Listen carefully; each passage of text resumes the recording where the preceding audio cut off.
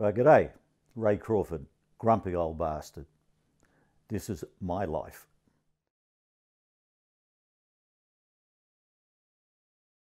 Let's get the obvious out of the road first. I'm Australian. I'm old, I'm fat, and just so I can endear myself to each and every one of you, I'm an immigrant. I still vividly remember leaving Australia. I was lying on the Great Barrier Reef outside of Cairns, lying on a pontoon, feeding the fish with one hand and looking at all the young ladies in their bikinis with the other. And I'm thinking to myself, can't wait to get to England, lying there in the sunshine. Come to this beautiful country, and it's like every other country in the world that I've been to. Had a preconceived idea about what this country was going to be all about. I thought everyone in England whinged. We had a joke in Australia that said that you can tell when a plane load of English people land in Sydney. You can still hear the whining when they turn the motors off. And I get over here and I find out how wrong could I possibly be. Nobody whinges about anything in this country anymore. You don't complain when the rates go up. You don't complain when your gas prices go up. You don't complain when your electricity prices go up. You don't complain about anything anymore. You don't complain about redundancies. It's like you're all bending over, holding onto the iron bar, saying don't worry about the KY. But each and every one of you out there has got an opinion about Australia.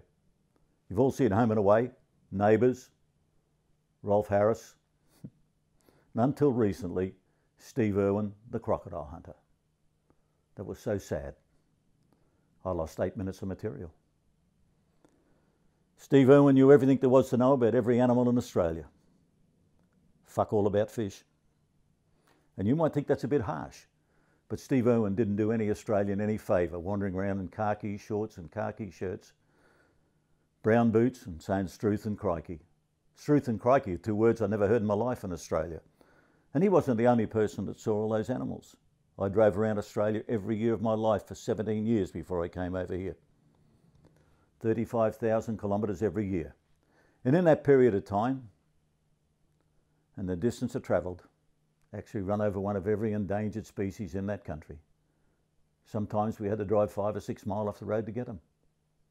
And the last trip we got an emu. It took me 17 years to get an emu. We used to get a kangaroo every year. It was like they were hiding behind bushes, mulling up, going, your turn to headbutt the next car. But it took me 17 years to get an emu. $3,500 worth of damage to the front of the car. Had to cripple across the coast of Western Australia to get the car fixed. It took them 3 days to fix the car. And while they were fixing the car, I caught a bus stop to a little tourist destination spot called Monkey Mire. It's where you used to be able to pat the dolphins until I went up there. Well, how was I to know they'd roll over if you stuck your finger in the blowhole? And I know I shouldn't do that stuff. I had a woman in an audience last week say to me that I was disgraceful for talking about animals like that. She said, so disgraceful, in fact, she said, you probably eat koalas. And I thought, you sick bitch. I said, you couldn't eat a koala. I said, they make fucking good oven mitts, but you couldn't eat them. But here I am in this beautiful country called England, touring around the place. And there's so many beautiful places I can go to from where I am at the moment, by car. They're places that I would dream of going to if I was in Australia, maybe once in a lifetime. And I've been to so many beautiful places. I've been up to Scotland, and the Scottish people don't like English people much, do they? I was working in Glasgow with a young English comedian, and before he even got to the microphone, the whole Glasgow audience chorus, fuck off. And he broke down and started crying, couldn't do his job. We got up the next morning, he's still crying his eyes out. We had another night to do in the same place. I wound him up all day. I said, when you get to the microphone tonight, run out to the microphone, run out to the microphone. Come out with a witty saying. I said, beat them at their own game. Wound him up and wound him up all day. That night they introduced him, he ran to the microphone, he said, good evening, ladies and gentlemen. He said, I'm schizophrenic. And there's a Glaswegian stood at the back of the room and said, well, both of you fuck off. How cruel's that? And I've been to France too. And the French people don't like you English people much either. Not at all. Staying in a hotel just outside of Paris, and I said to my boy, so go downstairs and get some milk. He came back 3 minutes later, he said, they said they've got no milk. I said, don't be silly. I said, it's a big hotel. They've got to have milk. I'll come down with you. Went downstairs, there was a porter behind the counter. I said, g'day mate. I said, how you going? I said, I'd like some milk. And the response I got was, eh? I said, milk for the tea and the coffee. Got the same response. Eh? I said, me Australian, not Anglese. He said, I'll get you a pint. And I've been to Blackpool too. Absolutely love Blackpool. Never seen so many tracksuits in all my life. I thought the whole of Matalan had escaped. And I went down to Pleasure Beach, and that's scary. Not the rides, the prices. If you've got 2 kids, that tear the arse out of your wallet, that place. But I'm lucky at my age. I did tell you I was old. I'm 70 years of age. Looking forward to being 71, and the only time you look forward to being 71 is when you're 70. But I got to tell you this now. I get out of the scary rides that they've got at those theme parks because they've got big signs up that say don't go any further if you've got heart problems. And I've convinced my kids that I've got heart problems so I don't have to go on the rides. I made the mistake before I came to England of going to the Gold Coast in Australia to a theme park called SeaWorld. And I was wandering around SeaWorld, and thank God they had the same signs that say don't go any further if you've got heart problems. So I wandered around SeaWorld. I was giggling to myself, thinking what a day out this is. I turned the corner and they have a theme park within the theme park at SeaWorld called Waterworld. And in Waterworld they have the scariest ride you've ever seen in your life. It's a ride called Free Fall. It's a 300-foot high slide that you climb yourself. And when you get to the top, you come down vertically 298 feet and you level out in 6 inches of water, and that's what stops you. And there's no sign about heart attacks. My kids are at me going, Dad, you said you can do anything, have a go at that one. Well, they've embarrassed me enough to have a go at Free Fall. I'm climbing up Free Fall, I get 2/3 of the way up, I've got blood dribbling out of my ears and out of my nose. And I made a conscious decision to turn around and go back down. But the 300 kids who were behind me were going to have none of that. They pushed me to the top of Free Fall. And when I get to the top of Free Fall, there's a 17-year-old lifesaver there.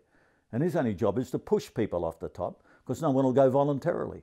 I'm lying back there, he had a hand on my shoulder, and just before he gave me a shove, he said, a fat bastard like you's going to go fast. That's life.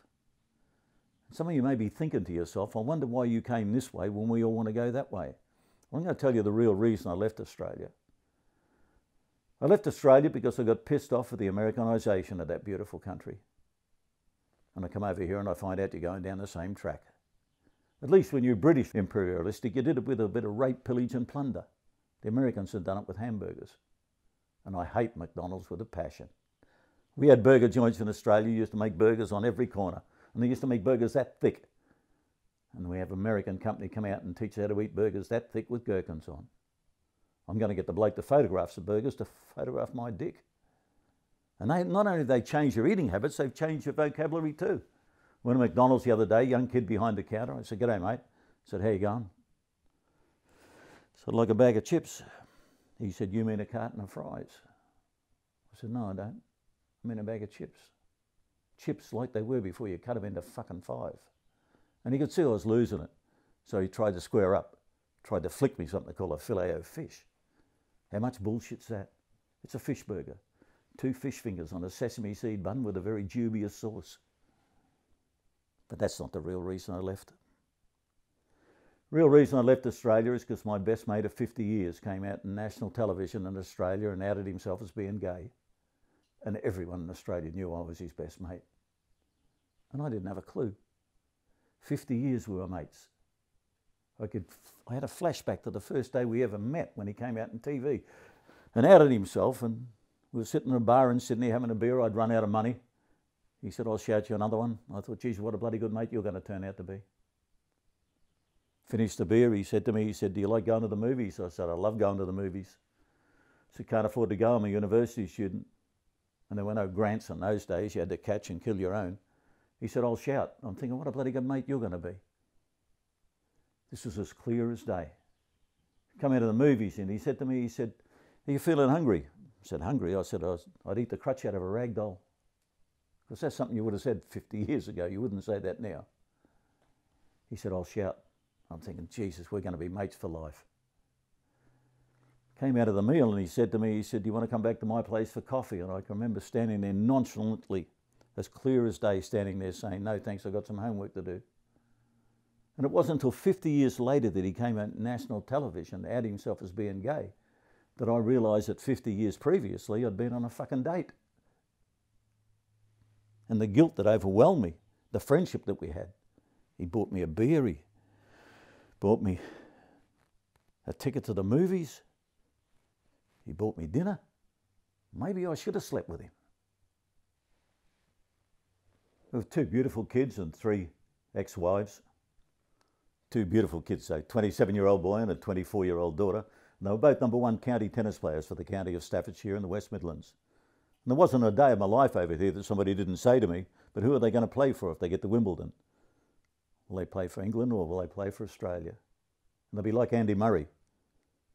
When they win, they'll be British. But my boy's 27. There's so many things I worry about his life. 27 years of age, I love him with all my heart. He goes out these days, everywhere he goes there's security blokes on. Security blokes on every building that they want to walk into. The good old days when I can go back, they used to call them bouncers. That's in the days when I used to belt them up.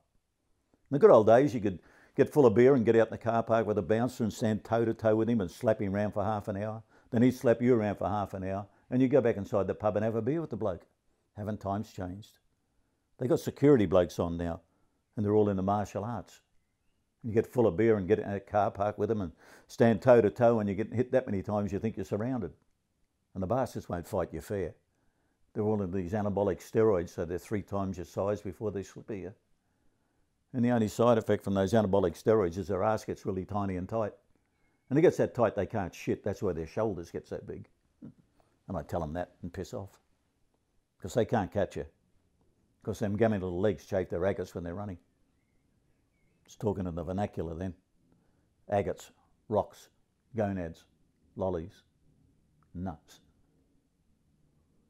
For you ladies out there, nuts aren't a pretty subject, are they? 2 little squidgy things covered in elbow skin. But I talk affectionately about nuts. Because as a kid growing up in Australia, we used to have extended family barbecues. Where your grandma and your granddad and your uncles and aunties and all your cousins would get away on the weekend to a barbecue. And I got such fond memories of those days.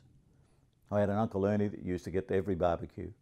And he used to wear those big baggy gabardine shorts. And he'd get shit-faced real early. And he'd crash out in one of them big long cane chairs and he'd lie back and his nuts would hang out the left leg. And that was so funny when you were a kid because you couldn't work that one out. Like yours were wrapped up like a golf ball and there's Uncle Ernie with about 3 foot of skin hanging off his. And you'd be thinking to yourself, I hope that's not genetic. And it was. And I did tell you I'm worried about my boy. He's 27 years of age. He's still living at home. I love him with all my heart, but he's using my electricity, my broadband, my car, my insurance. Never comes out of his bedroom. And I know what he's doing on, I know what he's doing on his computer. I know what he's doing. It's not healthy. I tried to talk to him about it. I can't talk to him about it. Just tried to stop him. I raced up the other night, kicked his bedroom door open and caught him. Stood there and gave him a very big emotional scar by standing there saying, don't do it that way, Darcy, do it this way. But I shouldn't do that either. I shouldn't talk about masturbating at 70. Masturbating at 70 is like eating at Harry Ramsden's. Every time you do it, you say, never do it again. Young kids will be wiping it off the wall. I'd be wiping it off my slippers. Not so much an ejaculation anymore, more of a discharge.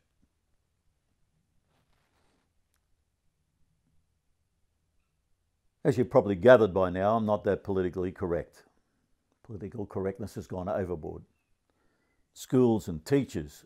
There's not a kid anywhere in the Western world that enjoys going to school anymore. I had so much fun when I was going to school in Australia. I'd never miss a day because I didn't want to miss out on the fun tomorrow that I had yesterday, or even more fun tomorrow than I had yesterday. We used to have nutgrass growing in the back paddock, and I'll paint the picture for you. Nutgrass is long, thin grass. You can't break it with your hands. And I used to get out before the bell and grab 2 big clumps of nutgrass and pull them together and tie a big knot. And the bell would go and the kids would go run into the toilet, foot through the nutgrass, bang, broken nose. My boy wasn't allowed to do that. Took him out of school. I used to hook a 12-volt battery up to the urinal. They'd start piddling, the shock would hit them, they'd stop, they'd start. My boy wasn't allowed to do that. And we used to play freckles. It's where you get a big 44-gallon drum and someone would drop a Richard III in it. Then you get all the kids around at nose level and throw a brick in and the one with the most freckles would win. My boy wasn't allowed to do that. Then I went to university and I learned some upmarket tricks at university. Learned how to get my mates comatose on alcohol and shave one eyebrow and nugget their balls. And the big one, we wait till they'd pass out and we go and get some cotton wool buds. We go outside and find some dog poop and run it round the dog poop and come back inside and run it round the inside of their nose. And watch you walk around for 5 days going, anyone else smell the dog shit? And you always did that to your best mate because you didn't want to waste that on an enemy. You'd want to run into this bloke 5 years down the track and go, still smell the dog shit. And political correctness has gone that far that even other comedians are telling other comedians what they can and what they can't say. Depending on your routine, whether you can get a job or not, has political correctness gone too far? I was told last month by a female comedian that I was a misogynist. I had to get her to spell it because I didn't know what it meant, and I needed to Google it to find out. And then I found out that it was a man that hates women. Now, I've had 3 divorces, so I've had 3 very good excuses to hate women. But the hate that a man has for a woman is totally misunderstood.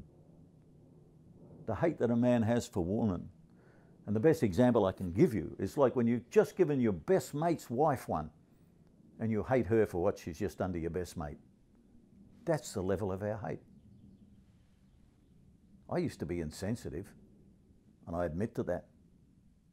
Don't think I ever hated women, but I was insensitive. I remember going out with a girl when I was a teenager, and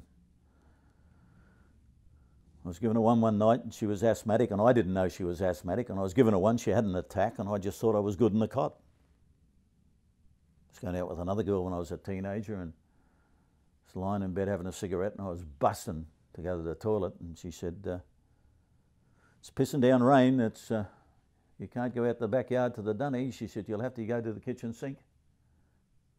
Came back 10 minutes later, I said, you got any toilet paper? And there's a few things I dislike. I'm not a great fan of the police.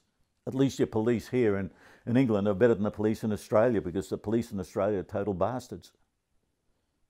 You've been able to get fined in Australia for the last 7 years for using your mobile phone while you're driving. And the police in Australia have been absolute arseholes. You might be a painter or a plumber or a carpenter or a brickie. You've got a little white van with your company name written on the side of it and your mobile phone number written underneath. Well, the cops in Australia are bastards. They hide behind trees and they wait till you go past and they fucking ring you. I get pissed off when I walk into a venue and I see a sign that says toilets for customers only. In this day and age, who could possibly care if you dropped an extra log in their shit house? I see that sign and I feel like shitting on the carpet. And TV commercials too, another thing I'm not that wrapped in. Before I left Australia, they had a John West commercial on, a John West commercial. It said, for every can of John West tuna you buy, they'll give $1 to the Save the Dolphin Fund. Is that the sickest bit of shit you've ever heard in your life? The tuna and the dolphin are the best of mates. They swim around the ocean together, they touch fins. And here's John West with a big silver grappling hook over the side of the boat going wacko. Tommy Tuna's on deck going splutter, splutter, splutter. And Danny Dolphin turns around and says, geez, look what's happened to Tommy. And his mate nudges him and says, fuck him, we get $1. It's not right. My mum, when she was alive, used to take me outside after the show finished and spend 45 minutes in the car park telling me that I didn't have to swear to be funny. I can remember saying to her, Mum, I said, I think smoking's worse than swearing. I said, if you give up smoking, I said, I'll give up swearing. And after I said it, I thought, Jesus, that could cost me some money. So I knew she wasn't going to give up, so I just went around to her place and stole a bong. I wasn't going to stop her, it was just going to cut her down. She had 12 acres out the back for personal use. It was on prescription because she had Alzheimer's. And the only thing she didn't forget was where the fucking plot was. And I miss my mum so much, I loved her so much. I mean, mums are the greatest girls in the world. Doesn't matter how long you've been with your wife or your girlfriend, you have a fight with them, go home to your mother, the first thing she says to you is, I knew she was a bitch.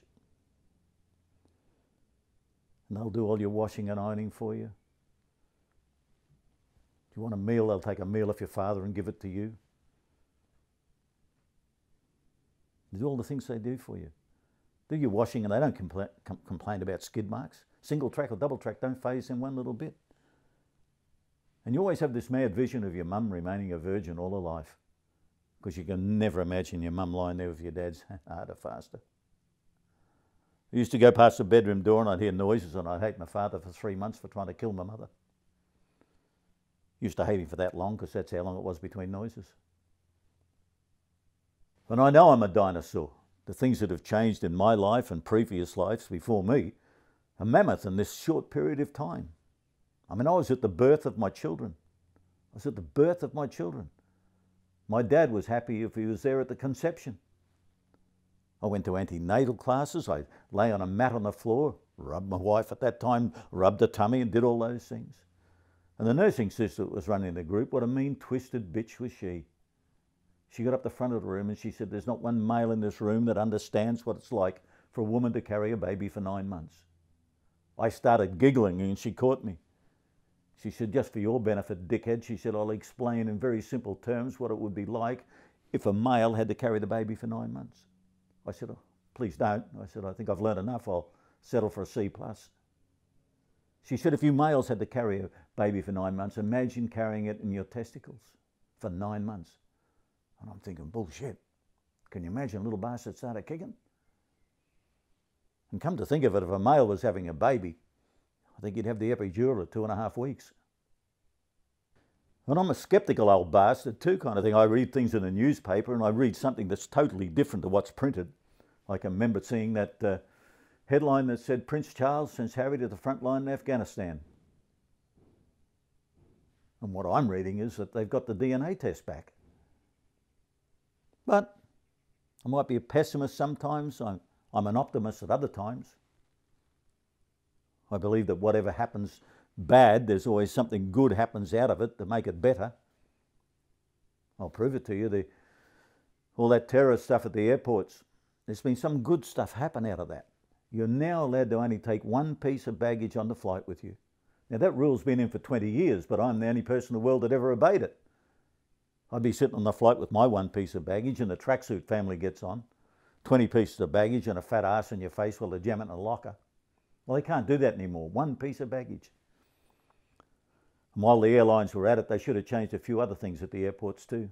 Should have changed the signs. For people like me that are terrified of flying, you drive to an airport and the first sign you see is terminal. Second sign you see is departure. And you get on the flight and the first thing the flight attendant says to you, if we crash land, put your head between your legs. Now if you could do that, you'd never leave the fucking house. And they're snotty-nosed bitches, those flight attendants. I nearly got thrown off the flight coming over here for doing nothing. I was just sitting in my seat and flight attendant come up and she said, would you like some headphones? I said, well, how did you know her name was Phones? Well, that's me. I've exposed myself. I've exposed my inner feelings, my inner thoughts. I'll leave one thing with you. For those who believe in political correctness and think how times have changed.